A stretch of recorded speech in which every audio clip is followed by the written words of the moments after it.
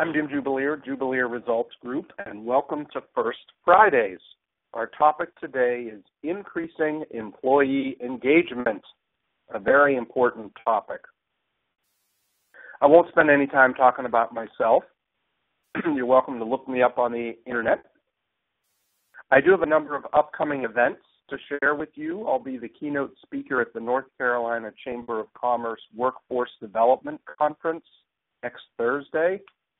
I'll be leading a roundtable breakout discussion at the Gazelles International Coaches Summit the week after. Next month's First Fridays is going to be about the sales process and, who doesn't want to make more money. And then on June 12th, I'll be speaking at the North Carolina Executive Roundtable. The talk is entitled Discover Your Why. And you're invited to come or learn about any of these events. So why is employee engagement so important? Well, it's kind of because work sucks. Most people don't like their jobs. Only 30% of U.S. employees are engaged at work. We get a lot of this data from Gallup, who does a brilliant job of measuring it. And they have ascertained that managers account for 70% of the variance in employee engagement. In other words, bad job, not enough money, wrong location are also factors. But the number one reason by a big margin why people don't like their jobs is because of their boss.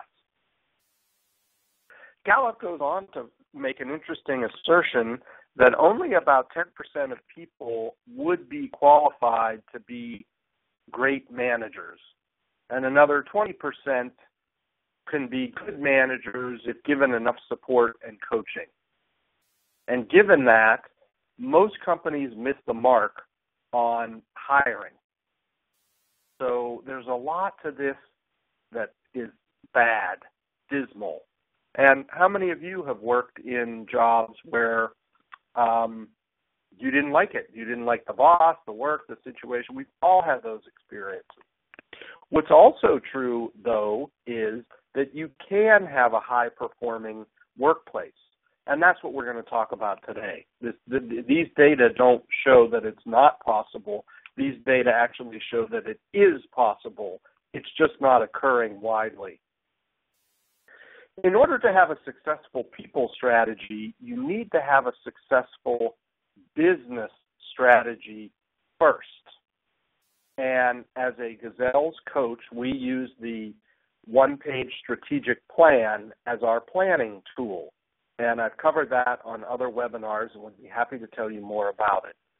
You need to know why you exist as a business, how you want to act, what your values are, who you want to serve, and what you want to be doing with them. And we get into very detailed business planning to understand what our business strategy is, and then and only then do we turn to what our people strategy is. And the Mastering the Rockefeller Habits framework that I use, we talk about 4 decisions. One is about strategy, which I just showed you. One is about people. And for each of the 4 decisions, we have a key question we'd like to ask. Would you enthusiastically rehire everyone on your team? And if not, why not? And naturally, this question leads a lot of business owners to do a lot of soul searching. So the right questions after that, then, to drill down, our diagnostics are, do I have the right seats, meaning do I have the right organizational structure for my business goals? Do I have the right people in those roles? And are the right people doing the right things in the right way at the right time? There's a lot to it, and we're going to get into the details. And a subset of that is, how do I find, keep, and grow my people?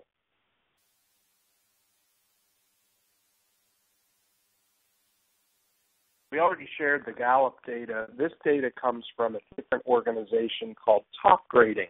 And we consider TopGrading to be one of the best practices in business around hiring and retention. And the typical success rate is 1 in 4. In other words, 3 out of 4 hires fail to live up to their potential. What is the cost of a mishire as a percent of what you pay people?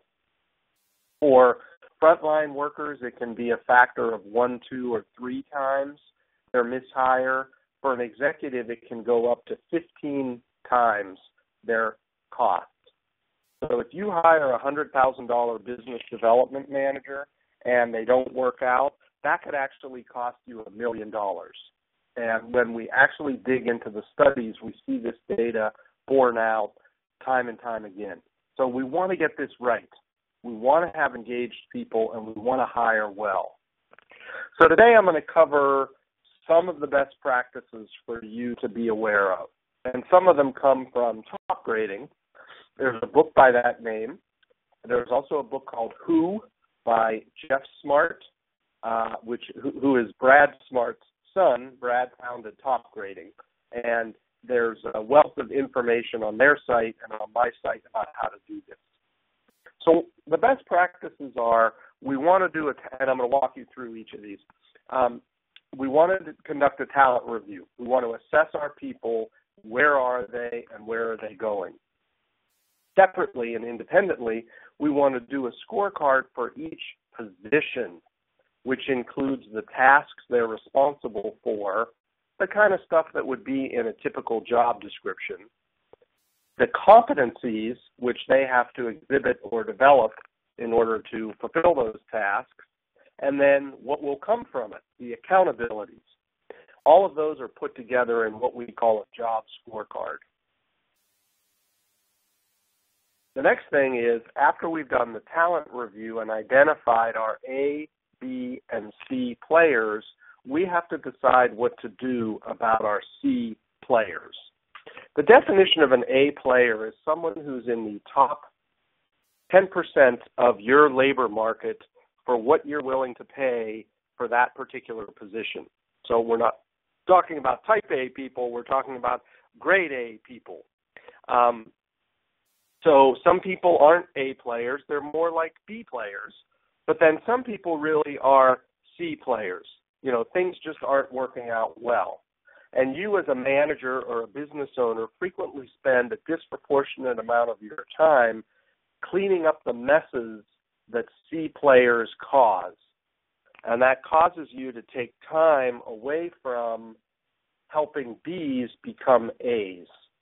So it's very critical that we act upon the C players.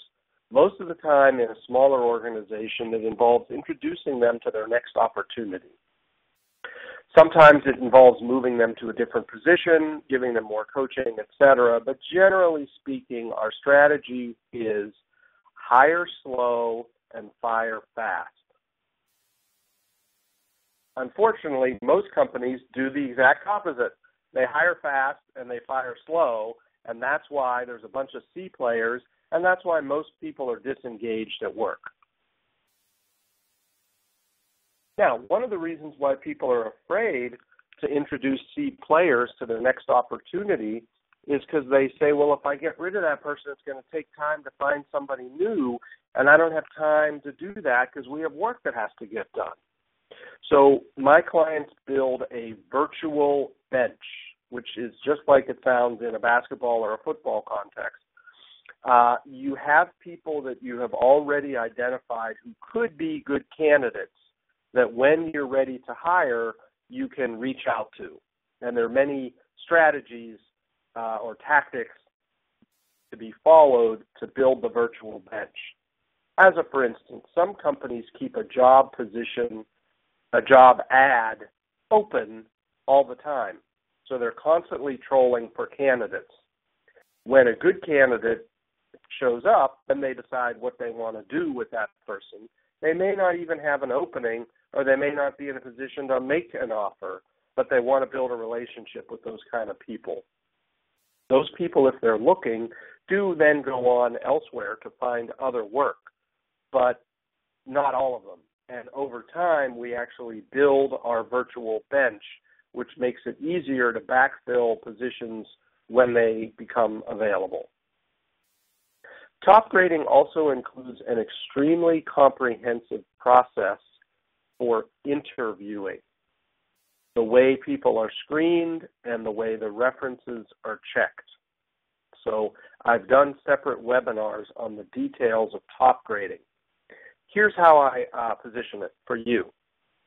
If you're hiring 1 to 2 people a year, I will walk you through the main steps that you need to know, and I will recommend reading a couple of books that outline this process in more detail. If you're hiring 2 to 5 people this year, I'll encourage you to take our TopGrading online course, which goes into a lot of detail about how to get this right. If you're hiring more than 5 people, and certainly if you're hiring 10 or more, we really want to make sure that you have the proper talent management function in the organization to make sure that this process gets done well. Very, very important. And then the final piece is to make sure that you're doing what you can with your A players. Now, this one's a bit weird. It's a bit confusing because the A players are the ones that are already doing a good job. And they're reliable and they're trustworthy and they get work done and they're nice to be around. And you kind of think, oh, you like them in part because you don't have to spend a whole lot of time with them. But in fact, what we want to do is help A players go from good to great, or at a minimum, to help B players go become A players. So there's a lot of pieces to that.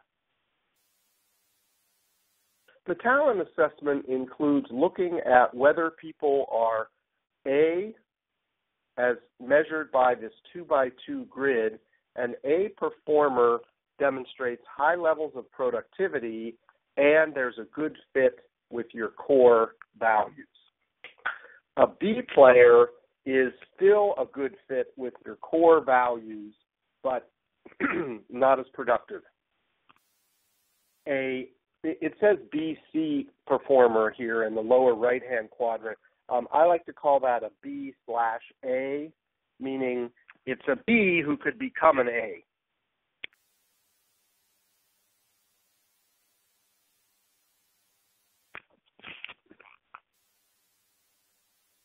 And then the C players are people who aren't very productive and don't have a good cultural fit. And those are the ones we really want to take action on. So I just want to pause and ask you to take a moment, fill in the chat window. Does your company have a talent assessment process? Yes, no, or yes, we've done it, and here's some of the value we've seen from it. So I'm just going to pause for a minute and let you type in if this approach makes sense. Are you doing it? Or you're not doing it, but you'd like to be doing it? Send me your comments in.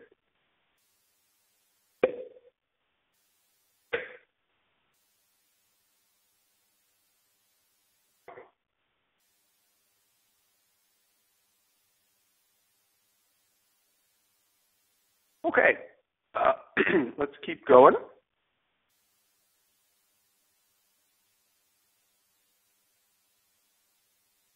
For the business to grow, the owner must grow. And people join companies, but they leave because of their supervisory, the poor performance by their boss. And supervisory skills training is frequently not done in small businesses.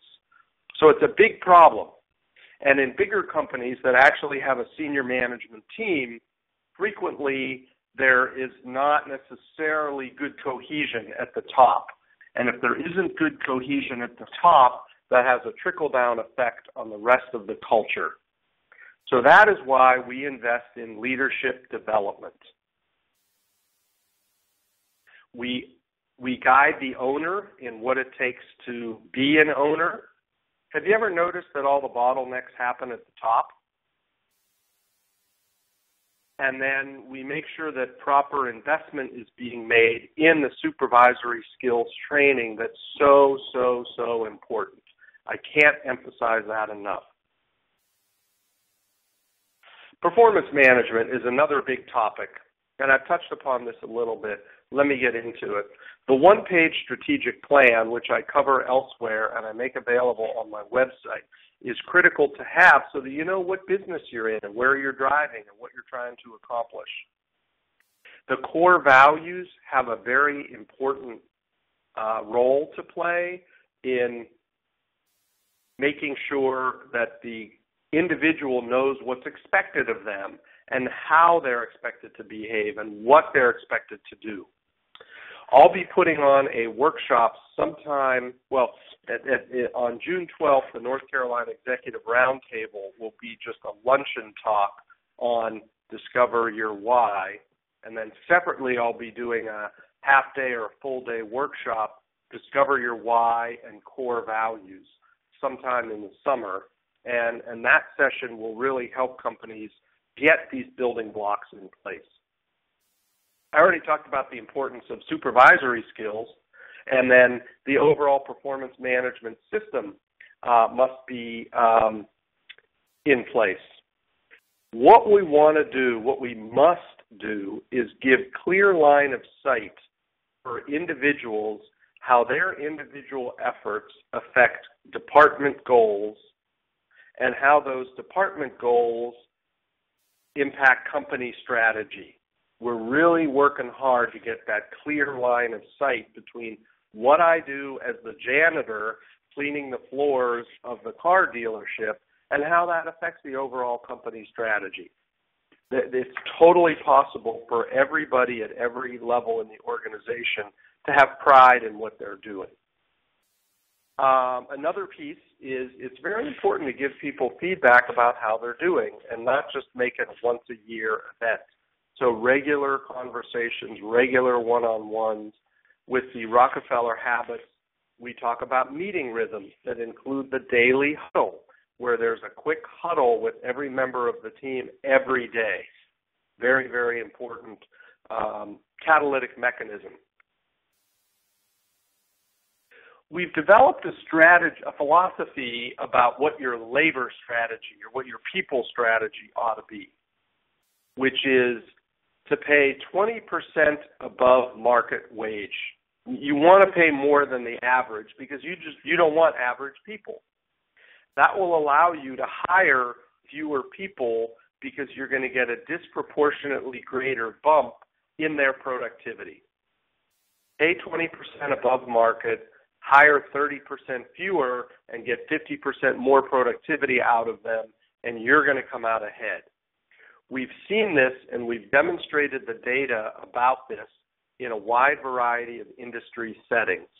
We look at the labor strategy of Sam's Club versus Costco, Whole Foods versus Harris Teeter. We've seen it on Wall Street, where Goldman Sachs pays their people a lot more, and the average revenue per employee is double their benchmark firms. So we're seeing this everywhere from grocery clerks to Wall Street traders.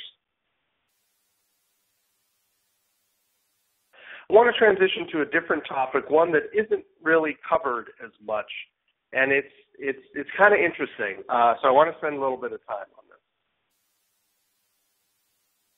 There was a famous cartoon that's been around for a while, and it's a man who's mad at his dog. So he's yelling at his dog. He's pointing down. He's shaking his finger, and he says, "Ginger, how dare you do this? And Ginger, I can't believe you dragged that dirty bone into the house, and stop chewing the carpet," and all that. And then the second pane of the cartoon is what the dog hears. And you see the dog looking up, smiling, wagging its tail, and it just hears the owner pointing at him saying, "Blah, blah, blah, Ginger, blah, blah, blah, Ginger, blah, blah, Ginger." The point of this is that we're all walking around. It looks like we're paying attention to each other, but we're actually walking around listening to the radio. We have our internal earbuds set to WII-FM. What's in it for me? So it's very important as the manager to speak to the employees or the team members, the associates, about the company strategies and initiatives, but in terms of what it might mean for the employee. So one way that we do this is a theme for the quarter. We create 3-year strategy targets for the company which we break down into one-year goals and quarterly initiatives. And each of those quarterly initiatives has a theme wrapped around it or attached to it. I work with an e-commerce company where 70% of their revenue comes in Q4. So Q3, the theme was prepare for liftoff. And Q4 was warp speed ahead, because they knew by Q4 they had to just be running. So a theme for the quarter is frequently brought into things like team building, hats and mugs, competitions, special lunches. We really reinforce more the emotional, the feeling component of a strategy. So that's one way that we speak to people. Another piece is the job scorecard has key performance indicators, KPIs or numbers, critical numbers for each position. So people know how they're doing and they can be held accountable for what their job position is expected to deliver. The next piece is we got to celebrate wins and losses, but especially wins. It says wins and losses. I really should just say wins. Most business is just nose to the grindstone, day in, day out, same old, same old. I grew up in Western Pennsylvania, steel country. Everybody worked in the mill. A tough environment. There was very little celebrating of any kind of win. But nowadays, and this is even true in manufacturing industries, it's even true with Nucor Steel down in Charlotte, so it's even true in steel manufacturing. They work in small work groups, they set clear goals, and they celebrate when they have accomplished those goals. And so it's very, very important. Sometimes those celebrations are the old, pizza and beer Thursday at 5 o'clock or 4 o'clock kind of thing. Sometimes it's one-on-ones between the owner or between the manager and the individual. Sometimes it's going out to play pool at Dave & Buster's. So I've seen companies do it a wide variety of ways. This is a strategy that always works. If you want to get more out of your team, put more into them and make it fun. So the making it fun and celebrating wins is a very important part of reinforcing behavior. So those are a few of the things that I wanted to share with you today. I have a 2 days worth of material on this topic. So it took some work to cut it down to 27 minutes. Necessarily I went through things quickly. I'm available to spend more time talking with any of you about any of these things in terms of how to implement them in your business. This is Jim Jubileer Results Group. Thank you for coming to First Fridays, where today's topic is increasing employee engagements.